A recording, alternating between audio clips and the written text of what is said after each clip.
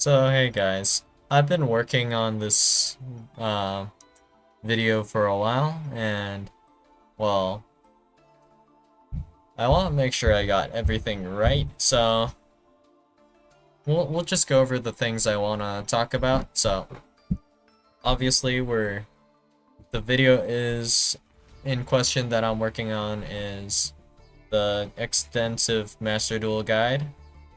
So this particular video will be about chains. So it covers a lot of things. Well, I want to cover a lot of things. So, first off, normal summons don't start a chain, obviously, right? Special summons can start a chain, right? They don't always start a chain. It depends on the type of special summon. A special summon, like for example, Sword Soul Strategist, Long One, this will start a chain. And of course, uh, you can tell kind of that it starts a chain, right? Let's see. Do. It, there's no semicolon here, is there? Or colon. No, there is a semicolon, but no colon. Huh.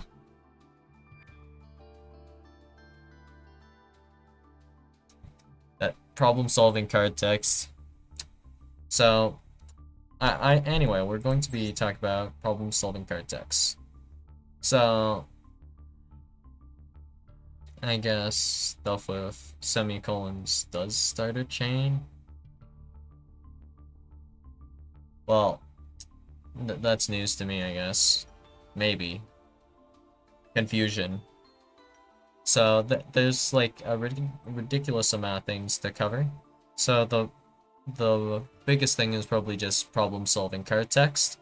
So stuff like the semicolons, the colons, when, if, all of that stuff. And I also want to talk about you can only activate, of course, as well. So stuff that negates activation, for example, like Baron de Fleur negates activations. So if you were to Baron de Fleur negate Branded Fusion, your opponent could activate second Branded Fusion from their hand, actually. Which is, as goofy as it sounds, it's something your opponent can just do. Of course. But, like, if you were to negate effect with like, for example, Therion Regulus, then you would not be able to activate another copy of Branded Fusion because you negated the effect and not the activation, like with Ash Blossom and Joyous Spring. This applies to a few other cards, like I believe Rite of the Aramasir, I think was the card that does that. Not 100% sure. And then Lightning Storm as well.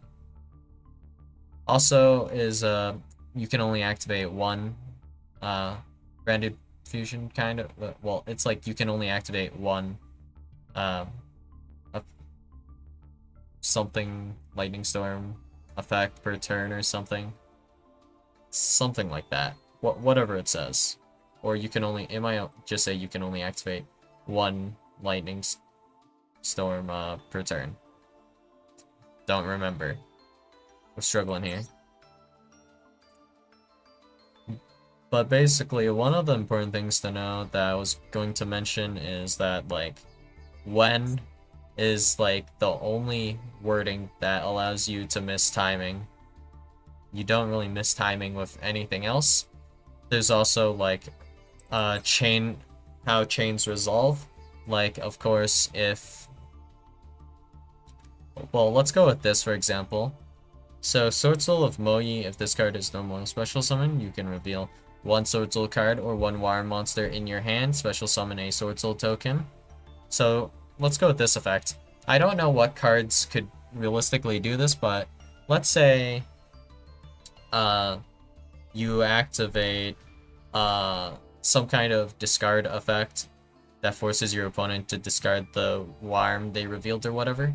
Or better yet, let's go with the Therion example. If we chain one Therion Regulus and then you chain two DD Crow to target the Therion or machine, that I've targeted for Regulus to special summon itself.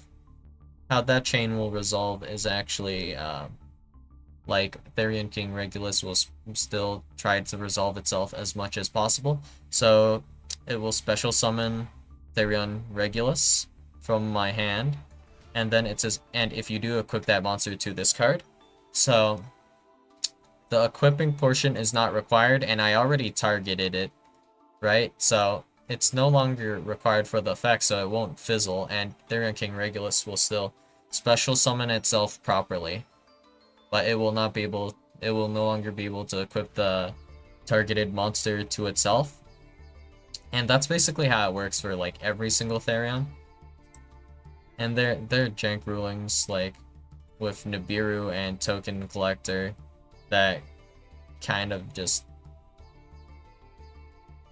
I should mention them. So I guess I'll save that for the video. I won't worry about that too much. So there was also another thing I was going to mention, I believe. So with chains, specifically with interactions like Forbidden Droplet, if we have Forbidden Droplet, so Forbidden Droplet, spelled it wrong. Secret.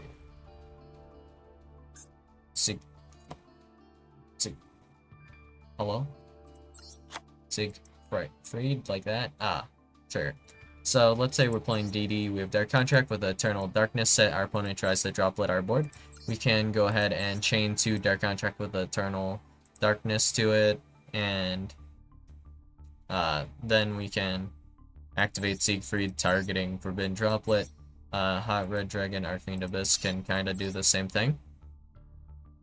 And then that will allow us to go ahead and negate this Forbidden Droplet, even though we normally can't respond to it with monsters. Because usually monsters or spells are sent off of Forbidden Droplet, or like Dark Ruler No More is kind of the same deal. We can chain like Dark Contract with Eternal Darkness, and of course every continuous trap can usually just be activated whenever. It won't necessarily do anything, it doesn't have to, but whenever you activate a continuous trap, it will activate, and on that activation it will start a chain. So that's also somewhat relevant to just continuous spells and traps in general. Like, pendulum monsters are effectively continuous spells, I suppose. So if we activate, while they are scales, I guess I should say. So with Dark Contract with the Gate, for example, if we activate this and our opponent just pops it, we can still we can still activate a second Dark Contract with the Gate and activate its effect. Because we did not activate the effect to search, we simply activated the card, and that starts a chain. So if we were to chain 1 Dark Contract with the Gate, just activating it and our opponent Baron negates it, for example, that is a completely awful play, because if we have another Dark Contract with the Gate, we can still activate that and use the effect. We can only use the effect of Dark Contract with the Gate once per turn. So if we if instead I, like, for example, activated Dark Contract with the Gate and then you like negated the actual search effect, which would be like, this card actually basically resolves with 2 chains, if that makes sense. So basically on the second chain where I'm actually searching it, if you negate this, I can't activate another Dark Contract with the Gate to do a search there. So that's a mechanic, I guess, of the game known as Yu-Gi-Oh! So let's see what else. I believe I put in the sprites here so I can explain inherent summons. So sprite, if we have like, let's just say just Rukalos, I guess now, that's what would be relevant. So we just normal summon blue, there is no Salik, blue adding Jet can be special summoned, then we can add, like, for example, a copy of Smashers would be okay. and Rukelos would not be able to respond to any of that, well, at all, because Rukelos only negates special summon by effect, which this is not an effect, this is an inherent summon, so that's kind of how that goes.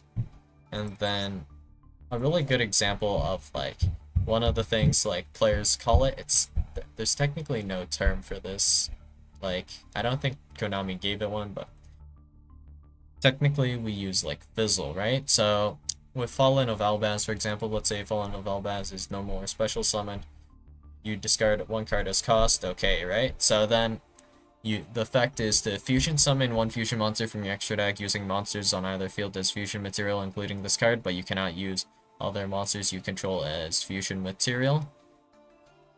So obviously on activation, this effect is completely resolvable, but if you chain certain things, it might no longer be resolvable. So the most common thing you might be thinking of is like, you can activate, of course, just a raw negate, like let's say Baron de Fleur to negate Fallen of Albaz, but of course you can just destroy or remove Fallen of Albaz from the field because it requires Fallen of Albaz to be used as part of the fusion summon.